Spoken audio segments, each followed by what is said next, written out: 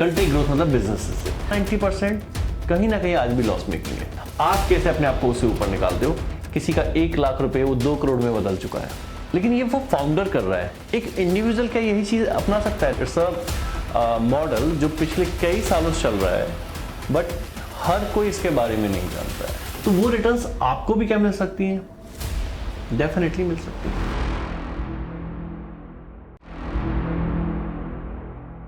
Hello everyone, तो मेरा नाम है Sachin Kumar Shauran, founder of HBF direct limited. तो हम लोग बात करने वाले हैं एक रेवोल्यूशनरी आइडिया पे। It's not a idea actually, it's a model जो पिछले कई सालों से चल रहा है, बट हर कोई इसके बारे में नहीं जानता है। आज अगर हम बात करते हैं इंडिया की, तो इंडिया एक ग्रोइंग कंट्री की तरह से नेक्स्ट नेशन बन गया है।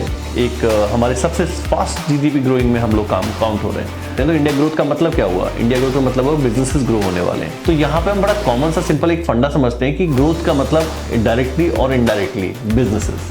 अगर एक एक्चुअल रिटर्न्स की बात की जाए तो वो आती है एक जब फाउंडर अपना बिजनेस शुरू करता है और एक सर्टेन टाइम के बाद में जब वो अपने बिजनेस को ग्रो होता हुआ देखता है वहाँ पर।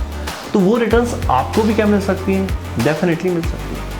तो फाउंडर्स क्लब इज सिंपली वही एक मॉडल है जहाँ पे हम लोग कोशिश करते हैं ऐसे लोगों को साथ में लाने का जो एंटरप्रेन्योरशिप माइंडसेट रखते हैं। So let's understand like this कि सपोज करते हैं मुझे आज अपना एक बिजनेस शुरू करना है, तो हम 5 साल पहले चलते हैं। मैंने 5 साल पहले की मैं बात करता हूँ, HBF डायरेक्ट लिमिटेड मुझे स्टार्ट करना था, मुझे मॉडल समझ में आ रहा था।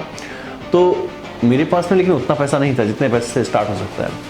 तो मुझे लगा कि 1 करोड़ रुपए से बिजनेस को स्टार्ट करना होगा। मैं बहुत सारे अपने फ्रेंड्स से मिला, मैंने कहा कि मुझे एक बिजनेस शुरू करना है जहाँ पे 1 करोड़ रुपए की इन्वेस्टमेंट है।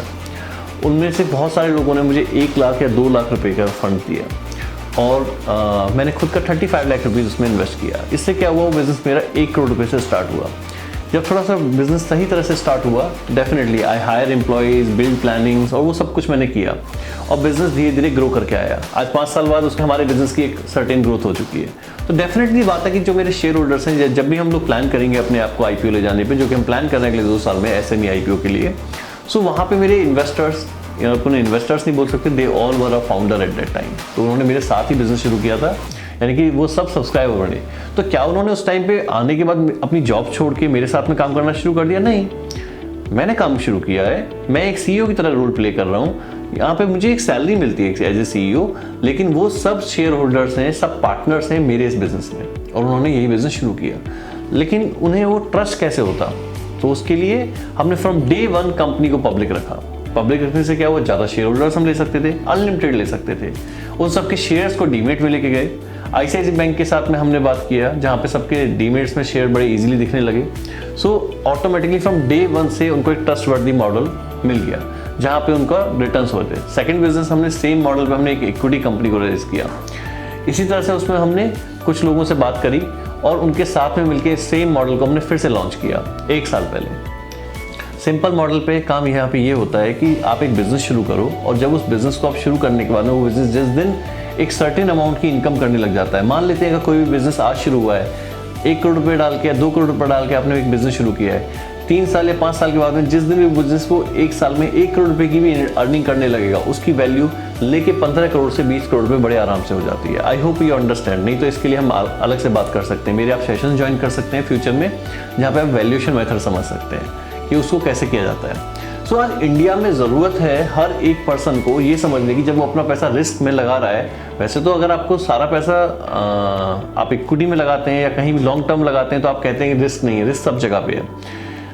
तो आपके पास में ऑप्शन है कि आप वही पैसा आप डायरेक्ट बिजनेस में भी लगा सकते हैं। और मैं कभी नहीं कहूँगा आप अपना हमेशा पूरा पैसा लगाइए, आप 4-5 बिजनेसेस में लगाइए, थोड़ा थोड़ा लगाइए, अपने इंटरेस्ट के हिसाब से लगाइए।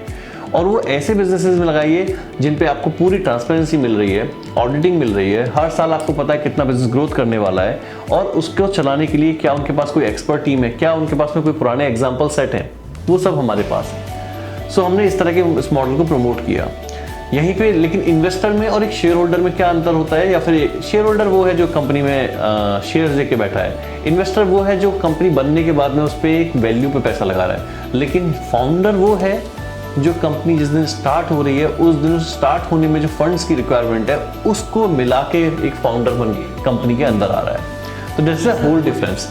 तो फाउंडर जो है बहुत कम पैसे लगा के भी बहुत ज़्यादा रिटर्न्स कमा सकते हैं। एग्जांपल करते हैं, आपकी ज़रूरत थोड़ी है कि आप उस कंपनी में पूरा 50% का हिस्सेदारी लीजिए, क्या ज़रूरत है? आप 1% की हिस्सेदारी लीजिए, आप आधा % की हिस्सेदारी लीजिए और इस तरह के मॉडल में जाइए। That's a call founder club.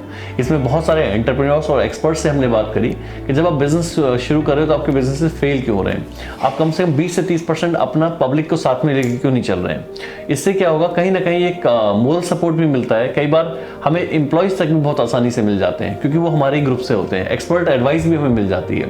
ये सब हमें अलग से होता है। ये एंटरप्रेन्योर्स के लिए बेनिफिट था, लेकिन आपके लिए क्या बेनिफिट है? आप पहले दिन से उस बिजनेस में एंट्री कर गए जहाँ पे आप कुछ भी नहीं कर रहे हैं, आपने सिंपली उसको थोड़ा लर्न किया, बिजनेस के बारे में समझा और उसमें अपने आप को 1% का ओनर बना लिया, 2% का ओनर बना लिया। That's called founders club. So इसको मैं और 1-2 लाइन में समराइज करता हूँ कि जब कोई बिजनेस शुरू हो रहा है, उस बिजनेस में जहाँ पे 1 या 2% मिलकर काम कर रहा था, उस 1 या 2% के साथ में आप लोग भी उसमें मिल गए।